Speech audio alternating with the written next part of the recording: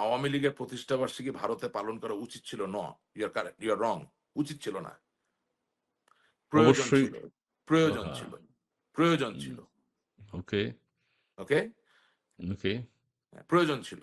কারণ আপনি যদি মনে করেন আপনি অপরাধী নন, আপনি যদি মনে করেন আপনি সঠিক জায়গায় আছেন, তাহলে এত গ্লানি এত লজ্জার কি? আর অবশ্যই, অবশ্যই জননেত্রী শেখ হাসিনার প্রাণনাশের যে ঝুঁকি, সেই ঝুঁকির তুলনায় আমার ঝুঁকি কিছুই না।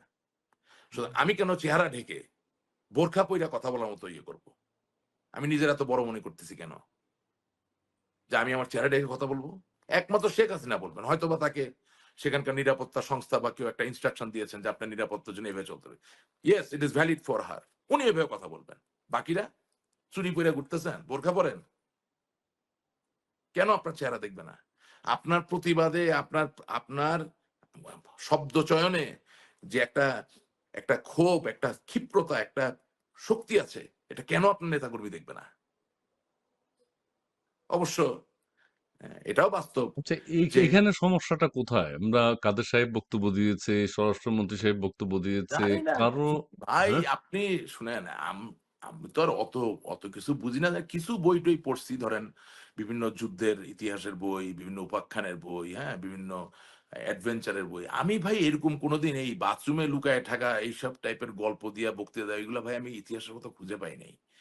আপনি মনে করেন আপনি মনে করেন এব এব যেই পলিসিতে বা যেই থিওরিতে 2nd টায়ারের নেতৃত্ব, ২য় সারির নেতৃত্ব চলতেছে, তাতে করে যদি আমরা সফল হই আগামী দিনে, তাইলে রাষ্ট্রবিজ্ঞানের যারা বই লেখছেন, ইতিহাসের যারা বই লেখছেন, তারা মারা যাওয়ার পরেও আবার নতুন করে জীবিত হইয়া চেয়ার থেকে পইড়া যাবে। এটা কোনদিন সম্ভব না। পৃথিবীতে তো পুরুষ আছে, নারী আছে, ট্রান্সজেন্ডার আছে।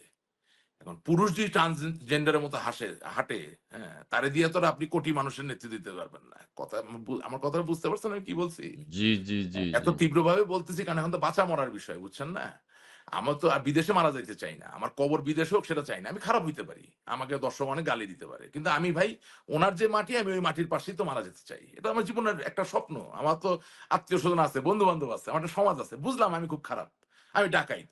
তো ডাকাইতেরও তো একটা ডাকাইতি সমাজ থাকে। তা আমি আমার বাংলাদেশের ডাকাইতি সমাজে মারা যেতে চাই। যদি সেটা হয়, তাইলে যদি শির দ্বারা সোজা করে দাঁড়ানো কোনো লোকের নেতৃত্বে বা দায়িত্বে যদি না পড়ে, তাহলে আমরা ফিরবো কিভাবে? এটা আমার প্রশ্ন। এই প্রশ্ন করার জন্য কি আমি জামাতি হয়ে যাব, বিএনপি হবো বা আওয়ামী লীগ? না, নট এট অল।